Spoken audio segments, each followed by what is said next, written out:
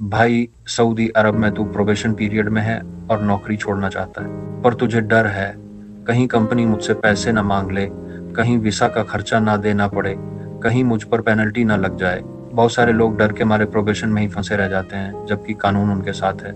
इस वीडियो में मैं तुझे बताऊंगा प्रोबेशन में रेजिग्न करने का सही तरीका, कैसे किसी भी पेनल्टी या फीस से बचा जा सकता है, और अगर कंपनी पैसे मांगे तो क्या करना चाहिए। वीडियो पूरा देखना, क्योंकि तेरे पैसे और तेरी नौकरी दोनों इस पर निर्भर है।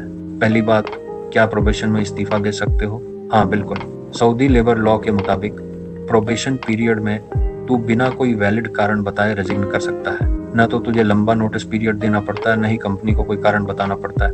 बस तू अपना रेजिग्नेशन लेटर दे दे और चला जाए। लेकिन एक बात याद रख, प्रोबेशन में रेजिग्न करने पर तुझे end of service benefit EOSB नहीं मिलता। तो अगर तूने 2 साल से कम काम किया है तो EOSB तो है ही नहीं। 2 साल से ज्यादा किया है तो भी प्रोबेशन में रेजिग्न करने पर EOSB नहीं मिलेगा।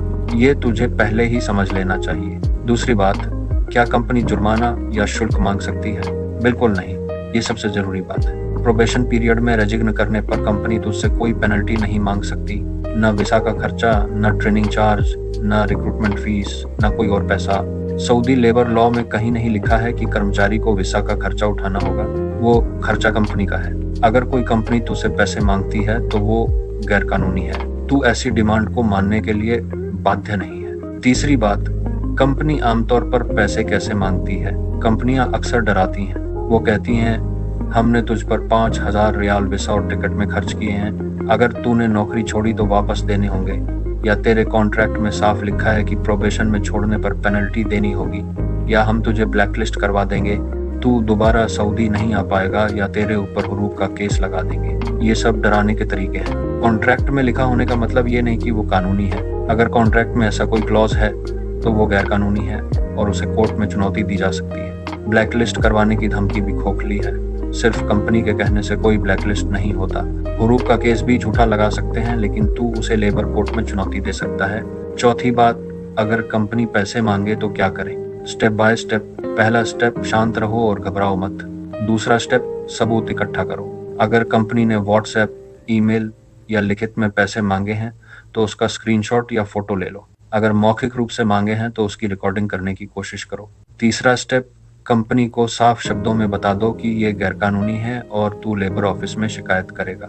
कई बार इतना सुनते ही कंपनी पीछे हट जाती है। चौथा स्टेप, अगर वो नहीं मानते तो सीधा कीवा पोर्टल पर जाकर शिकायत दर्ज कराओ। पांचवा स्टेप, लेबर ऑफिस के हेल्पलाइन नंबर 19911 पर कॉल करके भी शिकायत कर सकते हो। छठा स्टेप, जरूरत पड़े तो लेबर ऑफिस के दफ्तर जाकर फिजिकल कंप्लेंट दर्ज कराओ। पांचवी बात, इस्तीफा देने का सही तरीका क्या है? सही तरीका ये है, पहला, एक लिखित रेजिग्नेशन लेटर बनाओ। उसमें अपना नाम, इकामा नंबर, पद और आखिरी काम का दिन लिखो।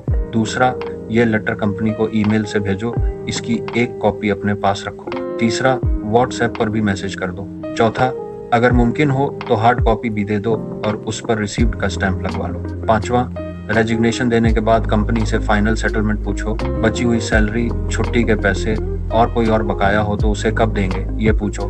ध्यान रख, प्रोबेशन में रेजिग्नेशन देने पर तुझे कोई नोटिस पीरियड देना जरूरी नहीं है, लेकिन अच्छे रिश्ते के लिए 1 से 3 दिन पहले बता देना अच्छा होता है। छठी बात, 2025-26 के नए नियम क्या हैं?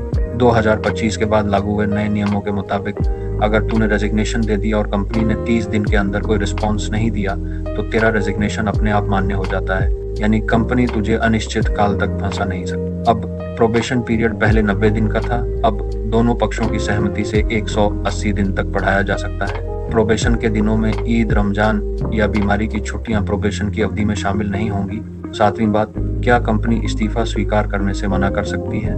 नहीं, कंपनी रेजिग्नेशन को अप्रूव करने से मना नहीं कर सकती। हाँ, वो 30 दिन तक रिस्पॉन्स नहीं दे सकती, लेकिन उसके बाद रेजिग्नेशन खुद ही मान्य हो जाता है। कंपनी तुझे काम करने के लिए मजबूर नहीं कर सकती। तू कानूनी तौर पर नौकरी छोड़ सकता है। बस एक बात, रेजिग्नेशन देने के बाद अपनी सारी कम्युनिकेशन लिखित में रखो। कोई भी वादा या बात मौखिक मत करो। आठवीं बात, क्या इस्तीफे के बाद ट्रांसफर हो सकता है?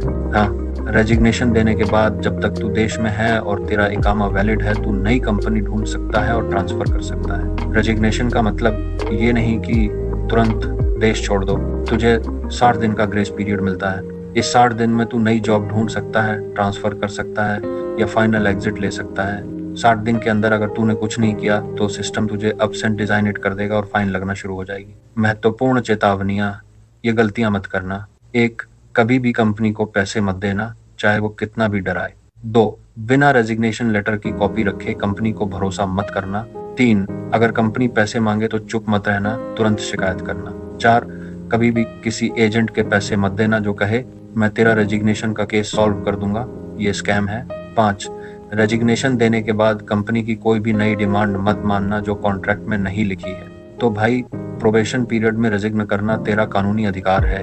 कंपनी ना तो पेनल्टी मांग सकती है, ना ही कोई फीस। अगर मांगे तो सबूत लेकर लेबर ऑफिस में शिकायत कर।